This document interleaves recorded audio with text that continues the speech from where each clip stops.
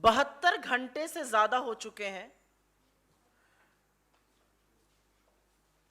दिल्ली के दिलशाद गार्डन में एकत्रित लोगों और एक भीड़ के सामने भारतीय जनता पार्टी के चुने हुए सांसद ने अगर कुछ लोगों की तबीयत और दिमाग सही करना है तो उनका पूर्ण बहिष्कार कर दो, तभी वो ठिकाने पर आएंगे। अगर तबीयत और दिमाग ठीक करना है तो उनकी रेहड़ियां और उनके दुकानों से सामान मत खरीदो, ऐसा कहा। और उसके बाद उस भीड़ से नारे लगवाए और तालियां पिटवाई। ये भाजपा के चुने हुए सांसद प्रवेश वर्मा जी का कुत्सित कार्य देश की राष्ट्रीय राजधानी दिल्ली में है। एक और भाजपा के शिरोमणि हैं, गाजियाबाद लोनी से विधायक हैं नंदकिशोर गुर्जर। वो तो 2 हाथ आगे निकल गए, उन्होंने मारने काटने की बात तक कर डाली और अखलाक जिसकी लिंचिंग से हत्या की गई थी उसको उन्होंने सुअर भी बता डाला। ये चुने हुए विधायक हैं भारतीय जनता पार्टी के उत्तर प्रदेश के गाजियाबाद के लोनी के। उस रैली में और भी लोगों ने चुन चुनकर, और ये मेरे शब्द नहीं है, ये उनके शब्द हैं, चुन चुनकर मुसलमानों को मारना है ऐसे शब्दों का प्रयोग किया। चुन चुनकर मारना, पूर्ण बहिष्कार, दिमाग ठीक करना, तबीयत दुरुस्त कर देना। अगर ये हेट स्पीच, नफरती भाषण नहीं है तो नफरती भाषण क्या है? पहला सवाल तो ये बनता है। आज 72 घंटे से ज्यादा हो गए और ये इन लोगों से पहली बार मासूमियत में गलती नहीं हुई है, ये सब रिपीट ऑफेंडर्स हैं। सबको पता है कि दिल्ली दंगे के दौरान प्रवेश वर्मा ने कितनी भड़काऊ बातें, कितनी कुत्सित बातें बार बार लगातार करी थी, लेकिन एक रत्ती भर फर्क नहीं पड़ा उनको। उसके बाद नंदकिशोर गुर्जर जिस तरह की बातें हमेशा से करते आए हैं वो अपने आप में शर्मसार करें, लेकिन जो उन्होंने किसान आंदोलन के दौरान हाथापाई और दंगे भड़काने की कोशिश करी थी, वो कैमरे पर कैद है, किसी से छुपा नहीं था। यह अलग बात है कि मोदी जी के शासन में उनका कुछ हुआ नहीं, बाल से बांका नहीं हुआ।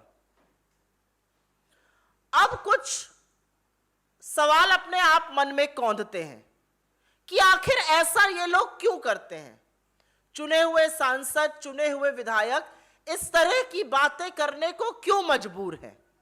वो क्यों ऐसा करते हैं? क्या उनको नहीं पता कि ऐसी बातों से हिंसा भड़कती है, दंगे भड़कते हैं, उन्माद फैलता है, नफरत फैलती है? क्या वो हेट स्पीच नहीं समझते? भली भांति समझते हैं और इसीलिए बोलते हैं। उनको पता है कि इस तरह के भाषण देकर, इस तरह की भड़काऊ बातें करके, इस तरह की नफरत फैलाकर आपका श्योर शॉट टिकट है स्टारडम का भारतीय जनता पार्टी में। जो जितनी नफरत फैलाएगा, जो कुछ समुदाय को, कुछ संप्रदायों को जितनी ज्यादा गाली देगा, वो उतना आगे जाएगा। इन सबके आराध्य, इन सबके रोल मॉडल्स अनुराग ठाकुर जैसे लोग हैं जो मंच से खड़े होकर एक संप्रदाय के खिलाफ गाली देते हैं, नारे लगवाते हैं और फिर मोदी जी उनको अपना विशेष अनुकंपा से कैबिनेट मंत्री बना देते हैं। पूरी सरकार भरी पड़ी है ऐसे लोगों से। और ये तो ऊपर से शुरू होता है ना, ये तो मोदी जी और अमित शाह जी शुरू करते हैं। जब कपड़ों से लोगों का पता लगा लिया जाता है, जब विकास की जगह शमशान कब्रिस्तान की बात होती है, जब 80-20 की बात होती है, तो ये तो ऊपर से शुरू होता है। निर्देश ऊपर से आ रहा है, चर्चा और भाषा ये इस्तेमाल करनी है। सारा विकास और सारा काम धरा रह जाता है क्योंकि ठनठन गोपाल वहां कुछ है नहीं दिखाने को, इसी का सहारा रह जाता है। लेकिन एजेंसी से भी सवाल बनते हैं। 72 घंटे से ऊपर हो गए। नंदकिशोर गुर्जर और प्रवेश वर्मा ये चुने हुए प्रतिनिधि हैं देश के। दिल्ली पुलिस क्या कर रही है? दिल्ली पुलिस वहां पर मौजूद थी जिस रैली में यह सब कहा गया। दिल्ली पुलिस के कर्मी वहां तैनात थे। दिल्ली पुलिस किस मुहूर्त का इंतजार कर रही है, कौन सा मुहूर्त देख के इनके खिलाफ एफआईआर और गिरफ्तारी होगी, यह पहली चीज है। दूसरी चीज, मुझे थोड़ी सी शिकायत मीडिया से भी है और होनी लाजमी भी है। जो नोएडा के कमांडो वॉरियर एंकरगण हैं, जो चरण चुंबक हैं, जो इस देश में अशांति होने पर स्टूडियो में दंगा मचा देते हैं, वो चुप क्यों बैठे हैं?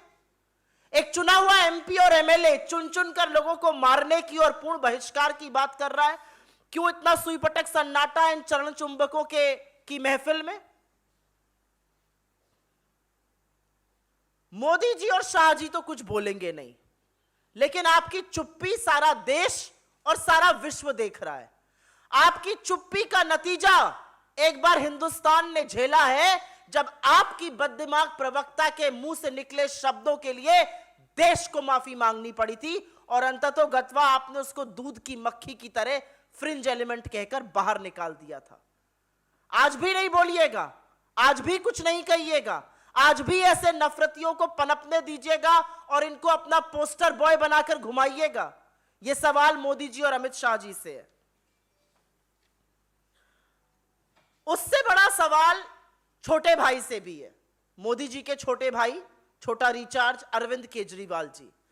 अरविंद केजरीवाल जी दिल्ली में चुने हुए मुख्यमंत्री हैं और जब दिल्ली में बुलडोजर चलता है, जब दिल्ली में दंगे होते हैं, जब जंतर मंतर पे काटो काटो का नारा लगाया जाता है, या अब जब दिल्ली में दिल्ली के सांसद एक पर्टिकुलर समुदाय के खिलाफ जहर उगल रहे हैं, तो अरविंद केजरीवाल जी मौन व्रत धारण कर लेते हैं, एक शब्द नहीं बोलते हैं। और इसीलिए हम कहते हैं कि यह संघ का मोदी जी का छोटा रिचार्ज है, और अगर नहीं है तो दिखाइए बाहर और हिम्मत करिए और साहस करिए। आप दिल्ली के चुने हुए मुख्यमंत्री हैं, यहां पर कोई दंगे भड़काने का, नफरत फैलाने का काम कर रहा है। कैसे नींद आती है रात को आपको बिना कुछ बोले हुए?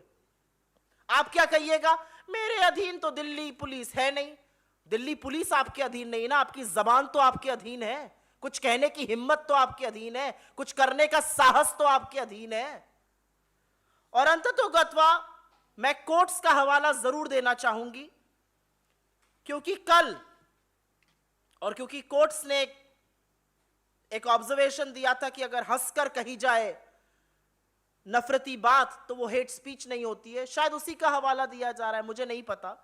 लेकिन कल सुप्रीम कोर्ट के chief justice of India Shri U U Lalit ji ने एक बयान दिया था और उसमें उन्होंने कहा था, to win the majority Hindu votes, to grab power at all post, to commit genocide and to make India Hindu Rashtra before 2024 elections.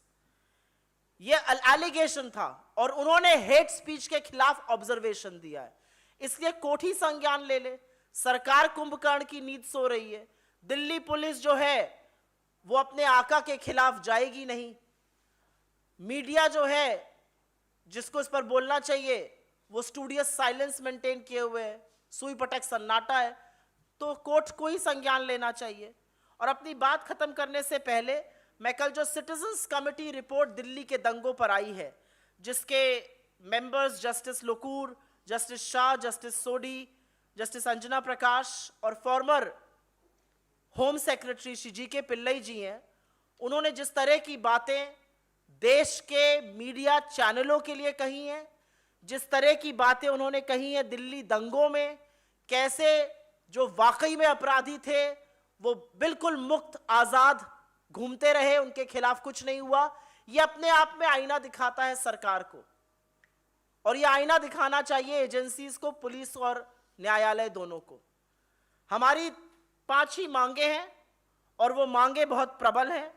जिस तरह की बात सुनने में आई है, जिस तरह का वक्तव्य दिया गया है, सबसे पहले तो 72 घंटे हो जाने के बावजूद पुलिस ने अभी तक एक्शन नहीं लिया है। पुलिस तुरंत ऐसे नफरतियों के खिलाफ कार्रवाई करे जिनको लगता है कि वो कानून अपने हाथ में लेकर कुछ भी कह जाएंगे और उनका बाल से बाका नहीं हो सकता। कोर्ट इस मामले का संज्ञान ले, क्योंकि सरकार तो चुप है और कोर्ट्स क्योंकि बार बार हेट स्पीच के बारे में जिक्र कर रहे हैं, एक दिशा निर्देश दे, इस बात का संज्ञान लें स्वतः। प्रधानमंत्री जी से तो मैं यह जरूर पूछना चाहूंगी कि आप चुप क्यों हैं और आप कब तक चुप रहिएगा? कब तक यह देश नफरत की आग में झोंका जाता रहेगा? क्योंकि यह बात अब बढ़ रही है। अब यह बात उन देशों में पहुंच रही है जिनके सामने आपको पहले माफी मांगकर नुपुर शर्मा को निकाल फेंकना पड़ा था। तो उस चीज का इंतजार करिएगा कि बाकी जो विश्व है वो आपके ऊपर प्रेशर बनाए, तब आप एक्ट करिएगा। या आप इस देश के चुने हुए प्रधानमंत्री हैं, ये आपका कर्तव्य है कि कानून व्यवस्था सुचारू रूप से चले और हर सिटीजन, हर नागरिक अपने आप को महफूज और सुरक्षित महसूस करे। 2002 के बाद एक बार फिर से लगातार आपको आपका राजधर्म याद दिलाया जाता रहा है, तो कुछ तो बोलिए।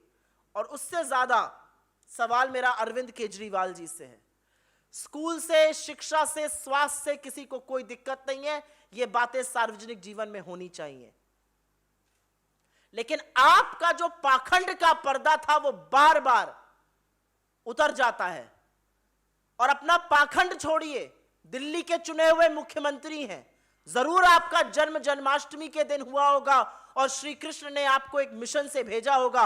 वो मिशन अपने दिल्ली के लोगों को सुरक्षित रखने का भी है। आप जिस भी चश्मे से देखना चाहिए, चाहे धर्म के चश्मे से, चाहे लोकतंत्र के चश्मे से, लोगों को सुरक्षित रखना, उनके बारे में बात करना, अगर कोई गलत आपके लोगों के साथ कर रहा है उसके खिलाफ, उसके प्रतिकार में बोलना बहुत जरूरी है।